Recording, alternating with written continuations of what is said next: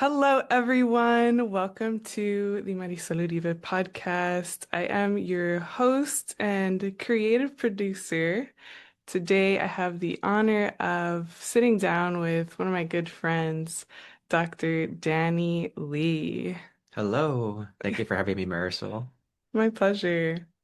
And we actually met in the workforce. We are both in the healthcare setting. That's actually, our first license is serving people in the nursing and medical space. So we actually bonded over just these cards that he would give us, me and other members of the staff. These are great icebreakers when it comes to mental health Mhm. awareness in general. What first gave you the idea to do that?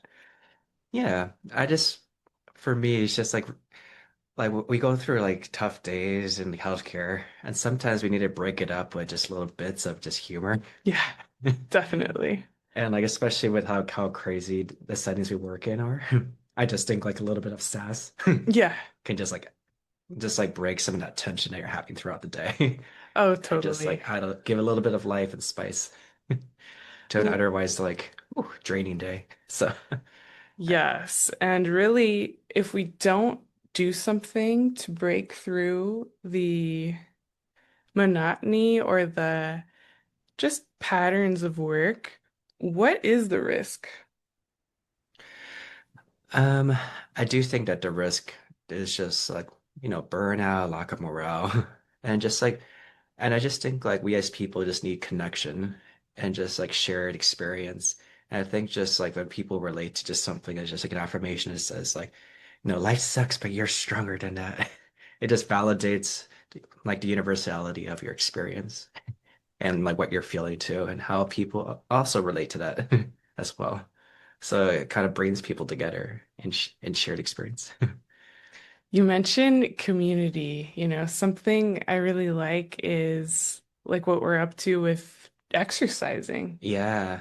Not doing it alone can get you further faster. Oh yeah. I'm actually looking for like a community to kind of get back into training.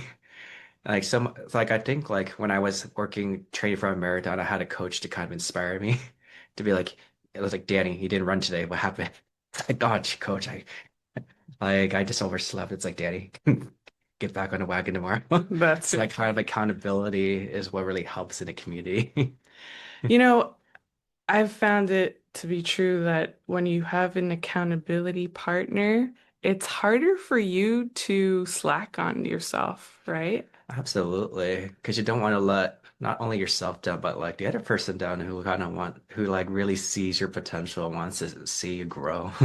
So just having that kind of mutual growth partner, I think is so important.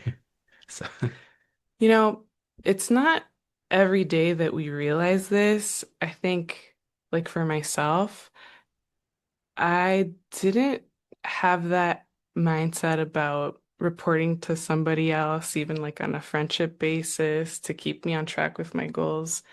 That came relatively new, I would say like 2 years ago, barely. yeah. We go through school and we have our teachers, we have our professors as someone that we turn in our homework assignments to. But what happens after we graduate? Why is it so hard for us to be self-accountable? Yeah, that's a good point. It's just like in school or even like training for us is just like there's that structured accountability.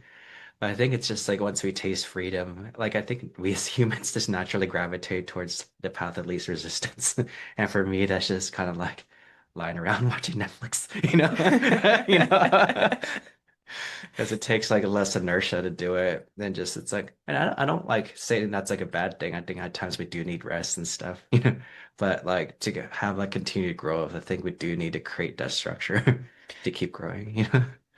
Yeah. I heard two things that may stand out for you too. Number one is seeking comfort, right? After a long day at work, you do want to de-stress, unwind, and Netflix is an option. Hmm.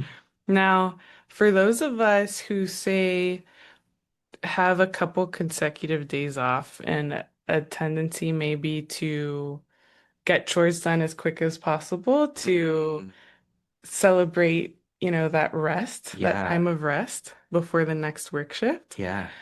But what happens if we kind of want to slack on our chores and not do them all together and just go straight to the comfort? Why does it happen that we could find ourselves maybe doom scrolling on social for a little too much longer than we would have liked?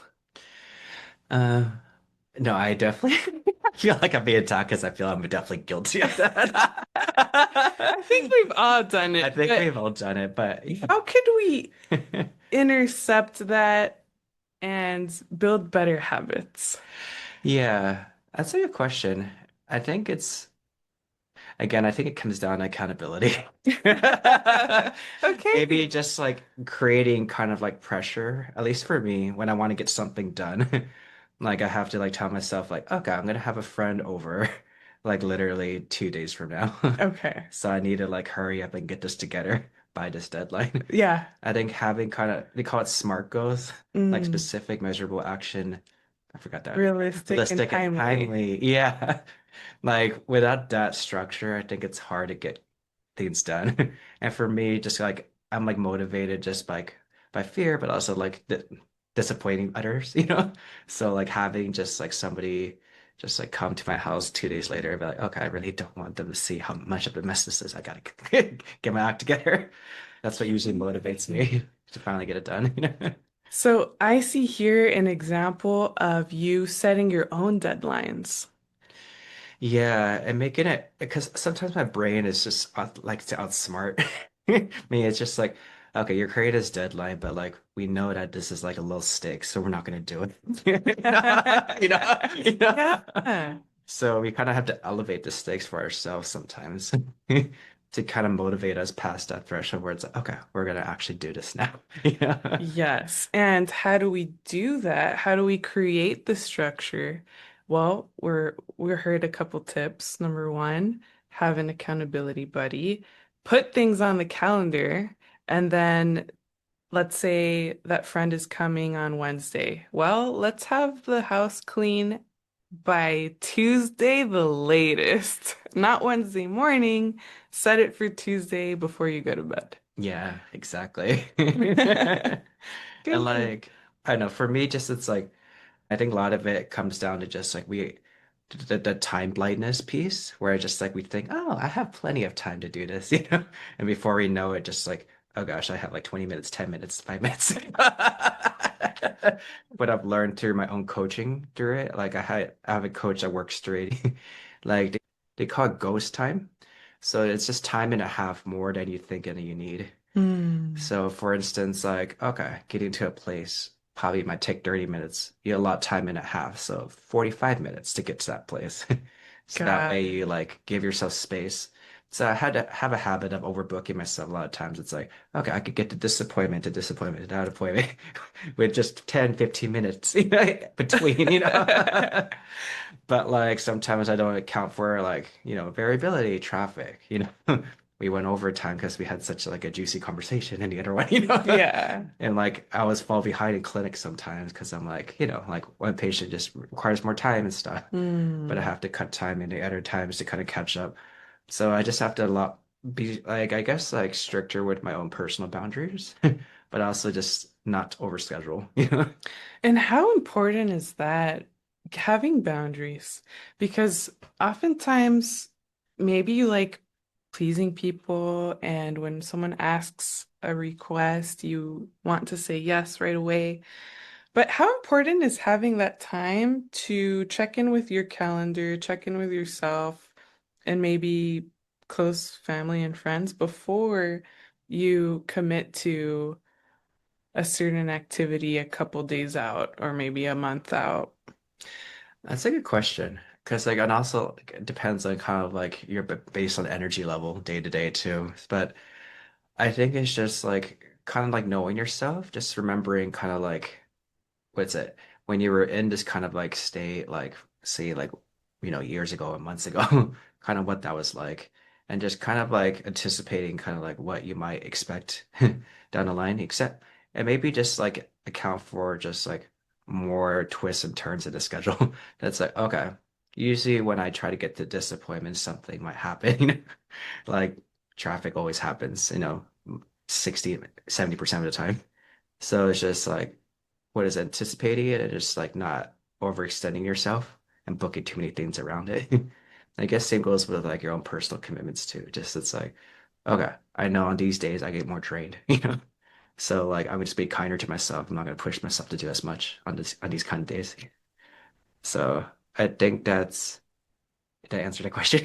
Yeah, Okay. yeah, it did. Yeah. I would say to add to that is making sure your goals stay aligned with what you want. Totally. Absolutely. And just like kind of understanding kind of like what you hope to achieve with all this and like what kind of growth that you want to accomplish in your own Yeah. personal life. So we were having a chat pre-talk with you guys, and we mentioned how we are most equipped to help the person we were 10 years ago. So for Danny, this looks in the light of blending personal experience with a professional path. And, we have work that we do that we get paid for, and we have work that we do that we don't get paid for. And we were talking about our passions for helping people. And sometimes when you have a grassroots initiative, it costs money to keep up. Tell us about your intentions 10 years ago when you went through something pretty tough, and Yeah. what was that like? Yeah, no, like around 10 years ago, like my dad unfortunately passed away, but this was after many years of just struggles with his own health. Like, Hmm. yeah, like dealing with heart issues and eventually just like every organ I followed, like his kidneys and like his GI system, like all of it just started to To kind of fall go down down. like one by one. And it was hard to see just like, just like a man, my dad, someone I looked up to just kind of like deteriorate like that. It Hmm. was just really heartbreaking to see. And it just like it happened just when I was felt like I most needed his support, just as a young adult, like trying to Hmm. get some guidance in the world. Um, but I realized just like well, like one, like I just felt like I was just kind of stuck in that kind of grief of losing him. And because I didn't really have much of an outlet, I just kind of spiraled into my own thoughts. And there's such a stigma with seeking help because it just seems like, oh, you're just whining or, and the immigrant community is just like, oh, you're just being lazy, just work harder. But I didn't realize that it wasn't helpful. So what I did was like I tried to create my own community just by kind of sharing openly my story with others on this platform. I created a grassroots initiative called Free Minds United to try to like encourage people to kind of just like be open with just the human experience and through that create a community where people can bond over that shared experience. Um, Thank you so much for sharing that. I know loss is very tough. We think we're grieving out of it and getting toward acceptance to where next thing you know, something hits you from the blue and reminds you of your loved one, and you're just curling up, you know, crying again. Um, but you went a step further and did something with that pain. You created a community, an initiative where you can help others rise after they've been knocked to the ground. How long of a transition was that from going through that grief and then getting up? Who helped you get up, if anyone? And how did you find that strength within yourself to carry through this project? yeah, it's actually funny. When I was first going through this, I reached out to different grief support groups, but it was actually through a church called Friends Church. They have these like essentially grief mentors, people Mhm. who kind of sat with you, just kind of shared and kind of comforted you through like prayer, but also mutual support. to get you through like tough times. So we would meet at like a local park, on a scheduled time each week, and we just like reflect on life while looking at like a lake and stuff and ducks flying by. It was just like being in communion with nature and just like, truly lovely people and God to help me get through it. Absolutely. Yeah. Yeah, it's so nice to just look in nature sometimes and have the beauty of creation, of God's creation just kind of help you get through the difficult times. I know for myself, I had a loss in my family, and this was my older brother. Oh, And he was someone who was extremely joyful, friendly with everyone. And when the word went out that he passed, it was beautiful to see so many people show up to remember him. And whether you have a large family or not, whether you have a large friend group or not, it's something we don't really think of that we are gonna die at some point. And how do we want to be remembered? And what kind of impact do we want to have? Are these things that you've thought about? absolutely. I think just like after my dad passed, I just realized just like life at any moment just can just like end just like that. And I realized just our times with loved ones are just so limited. So it just made me realize I have to like hold them closer, enjoy every like good, even like bad moment with them because I know it's just our time on earth is just so limited. And it just pushed me to kind of want to see like, okay, what do I want to get out of this lifetime? What kind of impact do I want to have? And that's what kind of steered me towards just pursuing, like I became a doctor and I had this vision in my mind. I wanted to like help people, like kind of help families go through kind of struggles with like loved ones with like chronic illnesses. But then my original passion of like wanting to help people to kind of talk about the human experience of like kind of like like mental health challenges and what that's like and how isolated it can be. I think that's what like pushed me to want to go back to training to now become a psychiatrist. Yeah, So that's such a great path and life story that propelled you onto this path. I've had two people within the last month tell me that they've been in an acute psych setting at one yeah, point. And it's something that we don't often hear. People maybe aren't open to talking about this yet. But I really appreciated their share because it shows you it puts mental health in a light. absolutely. And it's just like the people you see in acute settings, sometimes you don't expect. It could be just like any one of us, people, we're working professionals, but we have our limits. And sometimes those limits just get, this life throws curveballs and sometimes it exceeds just what we're able to kind of cope with at the time. And that's nothing to do with like kind of our own strength. It's just really just like the amount of chaos that's around us. And sometimes we just need just extra help and extra support. And there's no shame in that. There's no shame in that at all to ask for help. Sometimes we could be very prideful and arrogant and want to do everything ourselves, but how important is it to ask for help? Oh, it's so important. I think it's an understated thing. I think it's maybe the culture where we're in like the United States where it's a very individualistic culture. It's like, oh, we're gonna pull ourselves by our own straps. Yeah. It's just like we can get through anything just by our own accord. But like the more I've seen it, I've like traveled to like different countries, just realized just like countries with like better mental health tend to have a more communal, community-based culture where people are just looking out for each other. It's like feels like more of like, yeah, they have the built-in accountability of like a community and a code, and the family around them to support them. Yeah, I think like that's what's lacking who's here. doing what? Okay, are you gonna own that task or do I have to Yeah. do it? Okay, we're picking up the shifts. Exactly. Like a little relay race. It's like, okay, I'll run this leg because it's what I'm good at, and you do this other part, divide and conquer. Yes. I know, right?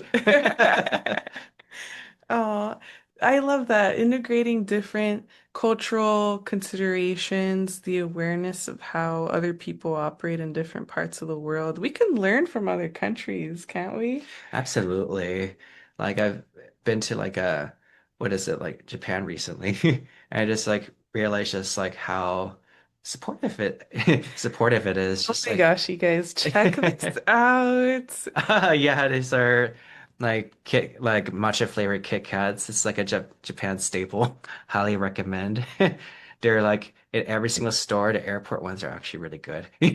So I highly can't recommend. wait to try this. Yeah. Speaking of Japan, I know, right?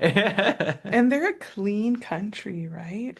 They're very, it's super clean. And I think it's just like the way they're kind of like educated or brought up. It's just, it's a very communal way of like thinking that it's like cleaning up after ourselves is also helping the people around us and create a Mm. beautiful space for everyone to enjoy. And I think we get to learn a lot from that as Americans, you We know? can.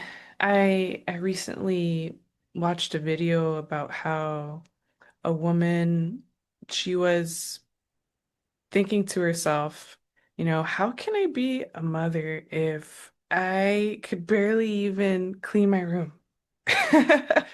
It's true. Yeah, I can get that. I feel that, you know? Yeah, I could see how, one little habit could possibly trickle into other aspects of life. Mm. So that's surely a good tip to take away, what you do in your room can extend to your home and to your place of work and relationships too. Yeah, it just starts with small habits. Like sometimes we think it's like I have to fix everything, but you know, sometimes it just starts with just changing one little thing and it kind of like builds incrementally towards something else. So, Wonderful. yeah. So don't snooze on doing your chores. If you're listening to this, that Yeah, alone could be like a mental health builder, right? for sure. But I also want to remind you that like just be gentle with yourself. If Hmm. you miss a day or two, like it's not the end of the world. Just Hmm. like remind yourself that progress takes time. You know? And it's just like Yes. every little thing that you do, just pat yourself in the back, celebrate, you know? That's Yeah. growth, you know? And that's something I've learned over the years when my own issues with my own depression, that sometimes just like we value ourselves by our achievements and just like kind of like non-ending self-improvement and progress. And it's good and everything, but also we have to understand that we have innate value given by God. And that we have to kind of like understand that despite like all the things we're doing for ourselves, that we have innate worth and that we are loved and valued as we are, and from that we can still grow. Amen, Yeah. brother. Snaps. We do have innate value, and sometimes we forget that, especially when we may see people in a high hierarchy, maybe at work, but don't even allow that to stop you from communicating, and in certain industries, like maybe in politics or maybe in the Justice Department, there's a way to communicate to superiors. And like in medicine, I know that when you have a patient in common, everyone wants to do right by that patient. So it's Mhm. really a teamwork initiative, no matter who you are in the spectrum.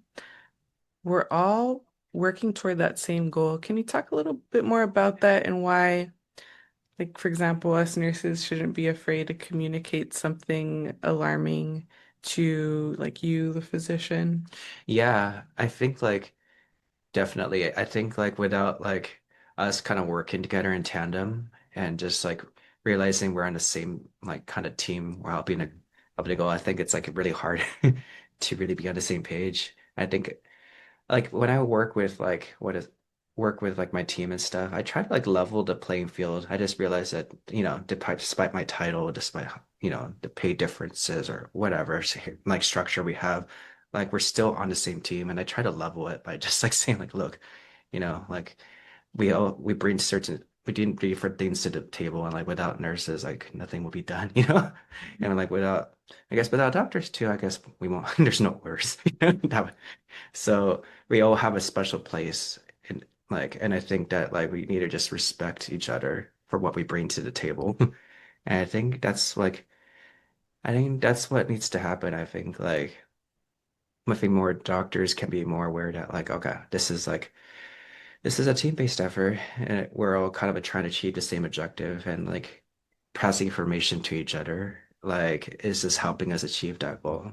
So at least I try to create that kind of environment with my kind of work. Absolutely. And I'm so thankful that you do because you do want to have open communication when someone's safety is at play. Oh, absolutely. Especially like we took learning like BLS or those like courses to help in a crisis. Like I think it's like in those situations we all get assigned a role and every role is important. Like somebody who relays the information with somebody who kind of like, leads and directs and somebody who does the thing. Every role needs it's important in that situation. No one's better than the other.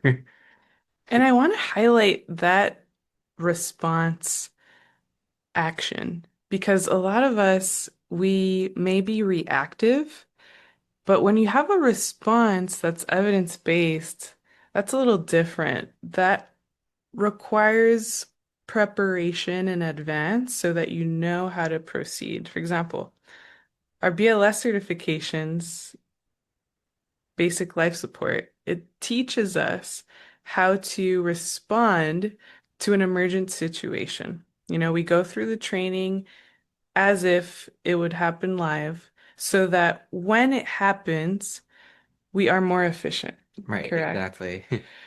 And so I always like to talk about kind of what I'm doing now with a dual hat with my twin career. So in the money world, a lot of us say when crisis hits, we're reactive. We don't respond. hmm Not many of us have created our code checklists on what to do when someone is no longer with us, for Mm. example. Have you sat down with your family and thought of a code blue situation in terms of your financial blueprint? I know Danny has made a huge step forward in his planning. And could you talk a little bit more about that? Yeah, planning for my financial career. Yeah. Um, I know yes. you mentioned you have a solution for when you are no longer here, your family's taken care of. Right. So for me, it's just like having definitely like, well, not only like a retirement account, but an emergency fund, that I have just like in case there's a crisis that happens. And like, I also have like life insurance too.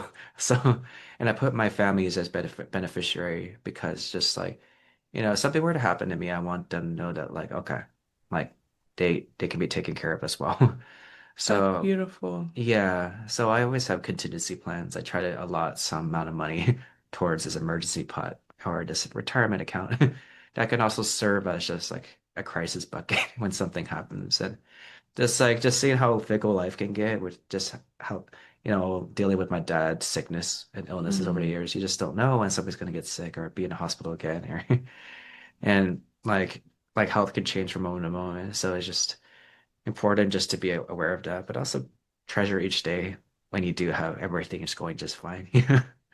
So I'm so grateful yeah, for having met you, number one, absolutely. Me too. and us having the opportunity to share in these conversations, right? Because not everyone teaches us everything we need to know from the get-go. Like we weren't born and then we know everything, right? We have to learn as we go. Absolutely.